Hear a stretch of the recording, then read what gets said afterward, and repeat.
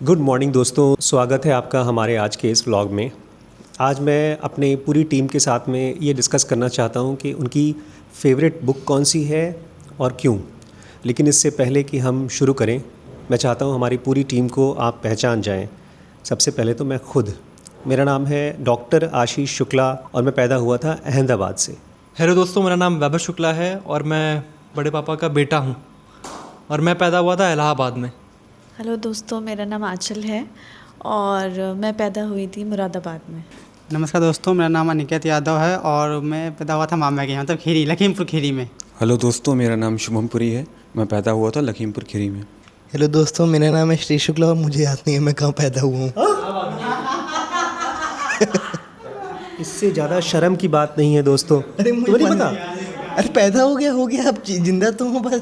इलाहाबाद में। अच्छा, इलाहाबाद में हुआ था। हाय राम रे दोस्तों, इनको पता ही नहीं कहाँ पैदा हुए हैं। हर एक रोबोट को मालूम पड़ना चाहिए किस फैक्ट्री से आया है ताकि उसको अपने कोड्स ठीक करने के लिए वहाँ जा सके। दोस्तों, मैंने अपना जो पहली बार होश संभाला था वो फूलपुर में इफ़को कॉलोनी में संभाला था। मैंने अपना 10th किया है मुंबई से, 10th और 12th। उसके एक्सपीरियंसेस मैं बाद में शेयर करूँगा। दोस्तों, मैंने अपना होश संभाला था 6th क्लास में। 6th क्लास में मैं क्लास में वो स्वीटी से पड़ी खाते हुए पकड़ा गया था, तो मुझे उसकी मेमोरी अच्छे से याद है। और मैंने 10th 12th दोनों इलाहाबाद से ही किया है। मुझे थोड़ा सा याद है कि जब मैं 11th में थी, मेरी बड़ी बेइज्जती हुई थी पढ़ाई को लेके और फिर प्रिंसिपल के पास ले जाके मेरी पिटाई हो गई थी।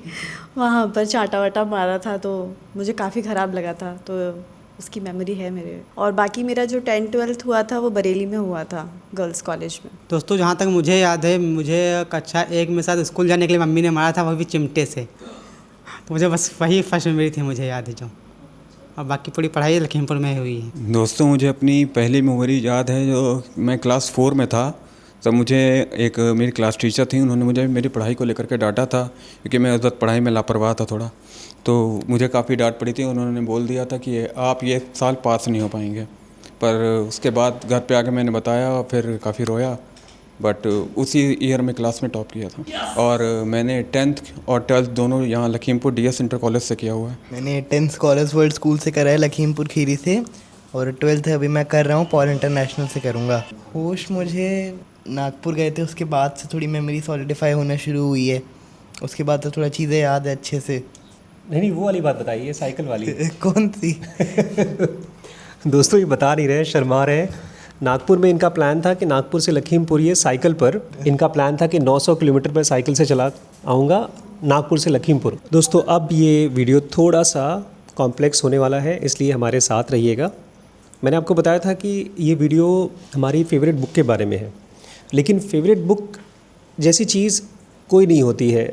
हर एक बुक अच्छी होती है, हर बुक हमको पसंद आती है।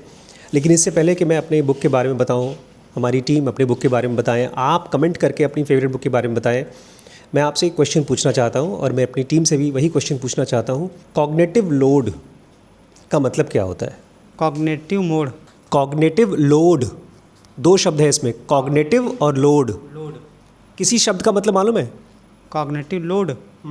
थोड़ा बहुत मुझे पता है। कॉग्निटिव मतलब ये जो हमारे सोचने समझने की क्षमता होती है, हम जो सुनकर देखकर चीज़ों को समझने की कोशिश करते हैं। और लोड मतलब कोई चीज़ समझ में नहीं आ रही। लेट्स सपोज मुझे मैथ समझ में नहीं आती कम्प्लीटली, तो मेरे लिए वो कॉग्निटिव लोड है। कॉग्निटिव वर्ड यही होता है, कोई चीज़ सीखना। हमने थिंकिंग फास्ट एंड स्लो में पढ़ा था, जिसमें हम अपना सिस्टम टूल जिधर काम करता है, कॉग्निशन हम अपना यूज़ करते हैं। और लोड मतलब खूब सारा भार पड़ना इसी पर ही। लेकिन मैं समझ नहीं पा रहा ये क्यों पूछ रहे हैं कॉग्निटिव लोड का मतलब।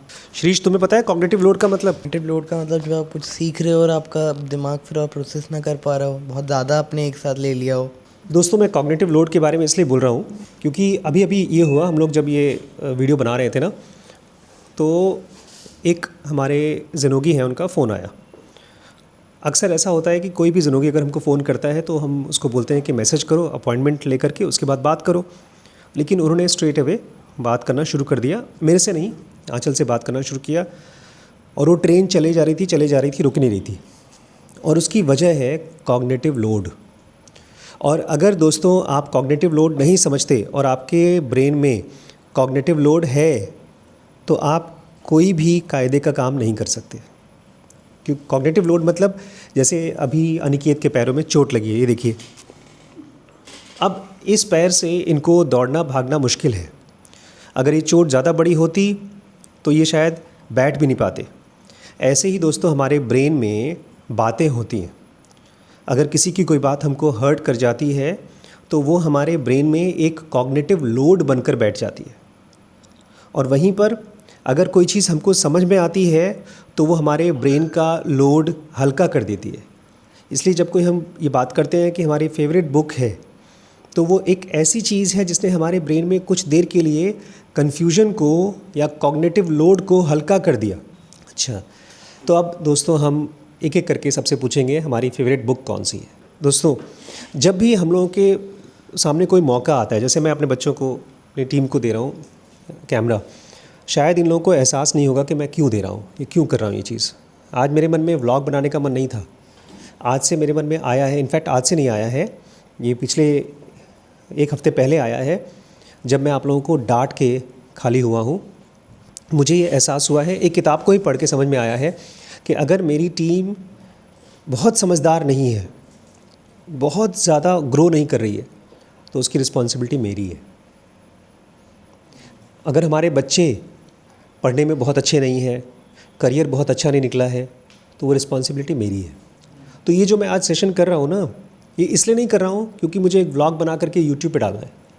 मैं ये चाहता हूँ कि आप लोग जो यहाँ पर एडिटिंग कर रहे हैं, काम कर रहे हैं, उसके ज़रिए आप लोग ज़्यादा एजुकेटेड हों, और जब भी आपको एक कैमरे के सामने बोलने को मौका मिले, और पब्लिक के सामने ख़ास तौर से, तो इसको एक ब्लेसिंग की तरह देखिए। अगर आपकी पब्लिक के सामने बेइज्जती होती है तो वो आपके अंदर का हिच खोलेगी, संकोच खोलेगी, क्योंकि ये चीज़ दोबारा कभी नहीं मिलेगा आपको कि आपके सामने 4 लोग बैठे हों और कोई भी आपके ऊपर हंसने वाला नहीं हो। मतलब पब्लिक में जाएंगे तो लोग आपके ऊपर, अजनबी लोग आराम से हंसेंगे। यहाँ पर तो सब ऐसे हैं जो आपको सपोर्ट करेंगे, हेल्प करेंगे। दोस्तों, मेरी फेवरेट बुक है मोटिवेशनल इंटरव्यूइंग, क्योंकि पहले मैं किसी से भी बात करता था तो अपनी बात को बोलता रहता था। किसी से बात करते हुए बहुत ज़्यादा बोलने लग जाता था, सामने वाले की सुनता नहीं था, तो सामने वाला मुझे इग्नोर करता था। बट इसको पढ़ने के बाद मैं थोड़ा शांत रहता हूँ। मैं अपनी तरफ से ट्राई नहीं करता हूँ कि किसी के पास जाके खुद से बात करना स्टार्ट करूँ। अगर वो मुझसे बात करेगा तो मैं उसको अपने हिसाब से रिप्लाई करूँगा, और उतना ही रिप्लाई करूँगा कि जितना उसके लिए सुनना ज़रूरी हो। Excellent, very good. दोस्तों, मेरी फेवरेट बुक है जर्नी ऑफ सोल। ये मुझे मौत के डर से भी इसने तब मुझे मौत के डर से मतलब अलग किया है। जैसे बहुत पहले बताया था जैसे नर्क और स्वर्ग के बारे में, कि नर्क में आदमी जला जाता है, कुछ फलाना ढामा का पाप पुण्य वाला, ये सब बिल्कुल अलग है। अगर दोस्तों आपको सारे वीडियोस के देखने हैं तो dkbrains.com में जाके चेकआउट कीजिए। और 126 वीडियो बन चुके हैं हमारे इसके, प्लीज़ देखिए, आपका डर भी ख़त्म होगा। हेलो दोस्तों, मेरी जो फेवरेट बुक है वो है ज़ेन योगा बेसिक। ऐसे मैंने कुछ और बुक्स भी पढ़ी हुई हैं, पर ज़ेन योगा बेसिक की वजह से मेरी बहुत सारी इश्यूज़, ऐसे नहीं बोलूँगी कम्प्लीटली रिजॉल्व हुए, बट बहुत सारी मेरी प्रॉब्लम सॉल्व हुई। बेसिकली जो एक डिप्रेशन होता है वो मैं देख पाती हूँ कि मैं IE सेंटर में हूँ। जो मेरे को सुसाइडल थॉट्स पहले आते थे तो वो काफ़ी मेरे मतलब आते नहीं आज की डेट में, तो बीच बीच में मैं इसको पढ़ती रहती हूँ। तो दोस्तों, यहीं पर मैं आपको बता दूं, हमारी इस सीरीज़ को हमने 3 बार यूट्यूब पे कंप्लीट कवर किया है। 2 बार यूट्यूब पे, 1 बार हमारे वेबसाइट पे dkbrains.com पे, 1 बार हमने कवर किया है बाय द नेम ऑफ ज़ेनुगा चैलेंज 2022-23। तो दोस्तों, मेरी फेवरेट बुक है सेम एज़ एवर, जो कि मॉर्गन हाउसल ने लिखी है।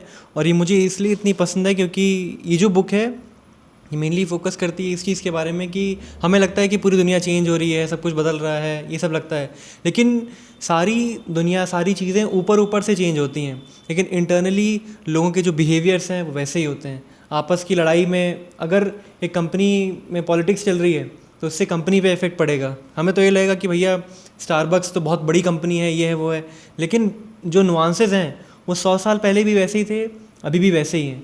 और इस बुक को तो मैंने 2 बार पढ़ी है। एक बार तो बड़े पापा के साथ इस क्लास में बैठ करके, और दूसरी बार जब मैं इसको एडिट कर रहा था। और तो और सबसे अच्छी चीज़ इसकी ये है, इसके 2-2, 3-3 पेज के चैप्टर्स हैं, स्टोरी इस टाइप के में है। ये मेरी फेवरेट बुक है जो मैं 1-2 साल पहले पढ़ा था, इसमें स्टोरीज कई सारी थी। नाम तो बताओ बुक का, द सिंगिंग गुरु, किसके बारे में है ये गुरु नानक के बारे में है।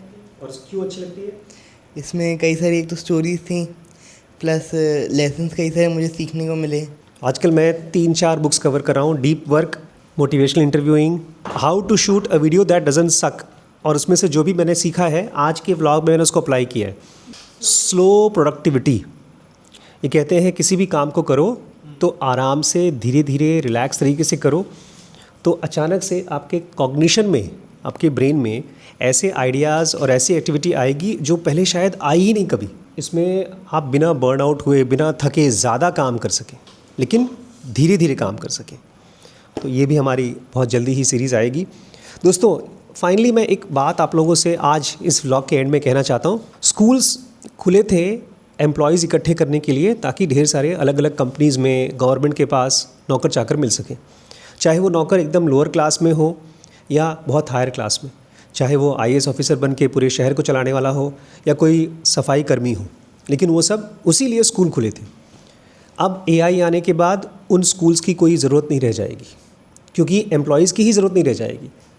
इसलिए अब अगर आपको पढ़ना है तो अपने लिए पढ़िए। मैंने अपनी पढ़ाई चालू की थी MBBS MD करने के बाद जब मैं लखीमपुर आया था। इसलिए अपने आप को धीरे धीरे बुक्स पढ़ाना सिखाइए और टारगेट रखिए, आपके पास अपने एक किताब होनी चाहिए। और अगर आपको पढ़ना मुश्किल है तो मैं आपको इनवाइट करूँगा dkbrains.com पे, तो और हम आपको बोर नहीं करेंगे। धीरे धीरे अपने कॉग्निटिव लोड को कम करिए, अपने ब्रेन को एक्सपैंड करिए स्कूल्स के ऊपर, कॉलेज के ऊपर, और अपने एम्प्लॉयर के ऊपर बहुत ज़्यादा भरोसा मत करिए कि वो आपको समझदार बनाएंगे। ख़ुद को समझदार बनाइए dkbrains.com के ज़रिए। थैंक यू दोस्तों, बाय।